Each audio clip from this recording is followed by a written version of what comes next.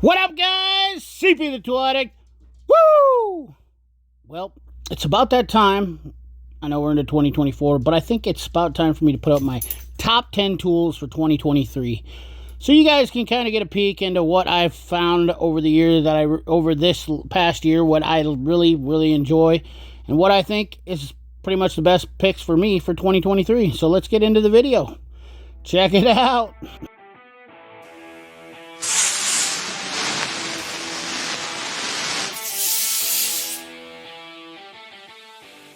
All right, so we're going to start off with the launch platform. Now, in 2023, I have really become more of a fan of launch than before. And the biggest reason is I like the ease of use and the fact that there was AutoAuth available, which was kind of sketchy on most other platforms. Now, the Pro X431 Elite was definitely a banger, and really proved to me to be one of the best scan tools for the money. Having owned a Topdon product and other products, Launch really came out to be the clear-cut winner for an aftermarket scan tool. Now keep in mind, there is no scan tool out there that is the smoking gun. So I'm not saying this is the end-all be-all. However, the Launch did cover a lot of bases, and that was the primary thing and why I thought it was the best scan tool for me. Tools like Topdon were caught with not having AutoAuth, and a bunch of people were actually promoting it. I feel comfortably when I say that I was an Alltel user for a long time, but Launch has definitely stepped up and took that place from them, for me. Now the next one is a little bit out of the ordinary for me, but the OLIGHT Swivel Pro Max definitely proved to me to be a fantastic light for the money. I actually dropped this in a bucket of coolant, and it has still been working perfectly.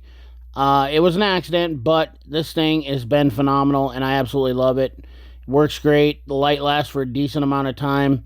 It's definitely fantastic. One of my best lights that I own, and OLIGHT's going to hit the list on a couple of things here because they have definitely impressed me with a lot. The brightness, the longevity of what they last, and the durability is, bar none, some of the best in the industry, in my opinion. Keeping with the theme of OLIGHT, the Arkfelds, phenomenal lights with the UV. The Arkfelds Pro and the Arkfeld UV, tough, durable lights with a very unique function with that UV light. Absolutely awesome. Now let's move on to the next thing. The Vessel Impact Driver, straight from Japan. This thing is a hammer. I've only used it a handful of times yet still, but that's a good thing because you really don't want to have to use it. But the big, comfortable grip on it and just that Japanese quality, fantastic tool for the... The next tool was the Handee Clamp. This is a Iowa-made tool, and I found out that the tight reach clamp was not as nicely built. I like the Handee Clamp, a little bit heavier duty, but when you're trying to get a nut into a blind area, this thing is definitely worth spending the 20-some bucks on. And I believe JD Tico is the carrier of these things now. I'm not exactly sure, but I will, if I can get a link for them, I will put them in the description. As all these have been videos I've done on my channel, so this is definitely worth the money. It's one of those tools that you will be glad you have it. It's better to need and not have than have and not need. As you can see, it holds those nuts ever so gently. Moving on to the next tool would be the Astro Nano Ratchet. And this thing is nice, especially if you like the mountain wrenches but are annoyed like I was with the little button reversing on them. You still get the clearance on this, and then you can use your nano sockets to still get into those tight areas. These things work phenomenal on serpentine belt tensioners and in those tight pulley places where you need to get. Absolutely amazing little ratchet they came up with. Extremely long, as I showed. Now the next tools are going to be my 72-tooth Koken ratchets. Now some of these were on back order, but the new 72-tooth design, I really like the back drag. And when you're doing those access nuts where they're kind of tight getting on or whatnot, especially the quick release 72-tooth, this thing is an absolute hammer for getting into those tight places and just having a phenomenal back drag. Just absolute amazing quality from Japan.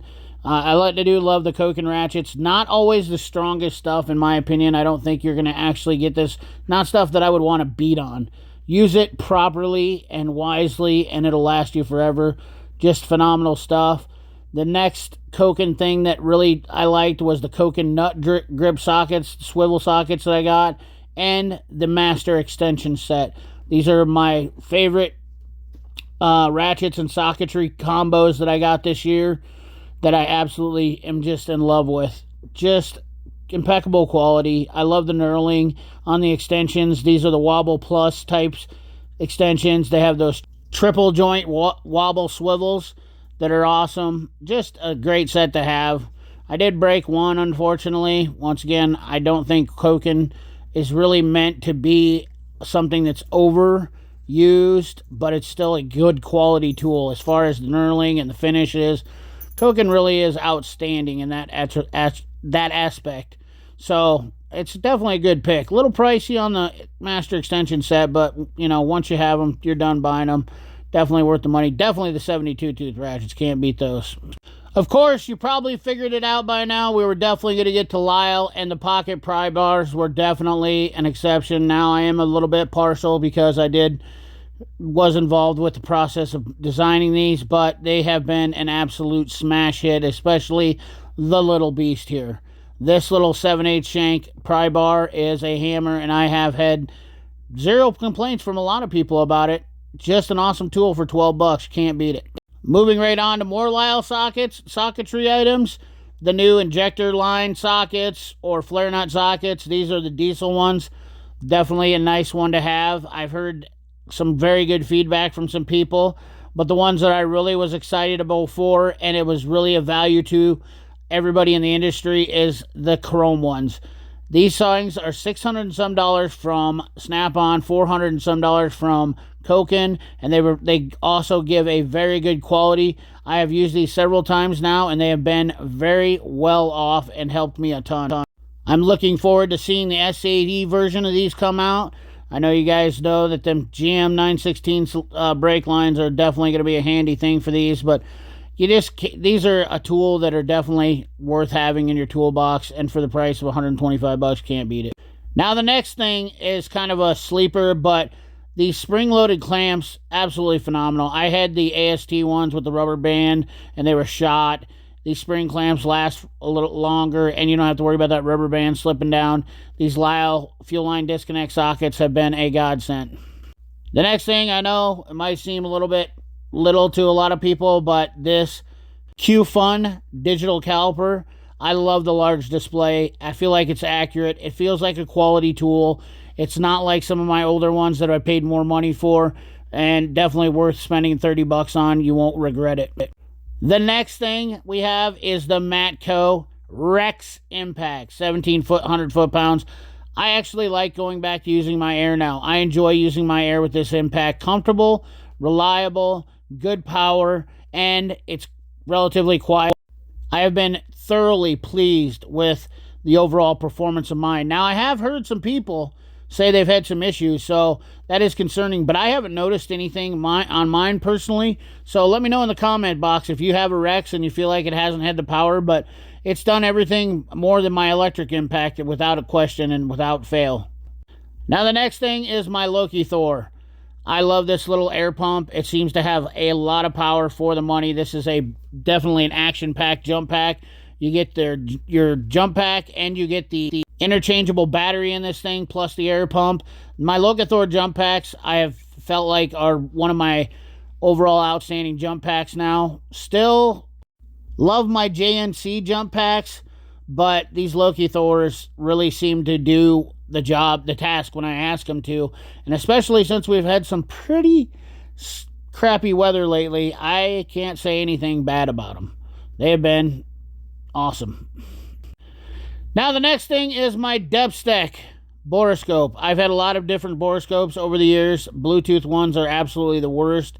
Highly disrecommend those things. But this thing, I love the triple lens on it. The display, everything about this has just been a joy to use. Last but not least are my USAG 285X wrenches. Yes, now I didn't really buy a lot of wrenches, so I wanted to put them in here. I haven't been super overly impressed with them, but they're just not an everyday use wrench, so it's really hard to gauge.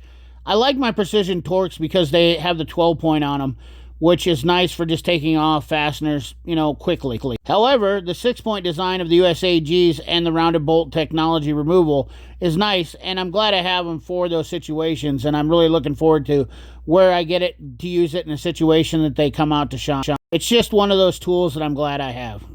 And with that, I think that's going to wrap up my 2023 top whatever. I don't even know what number I had. I think it's so cliche that YouTubers do this stuff.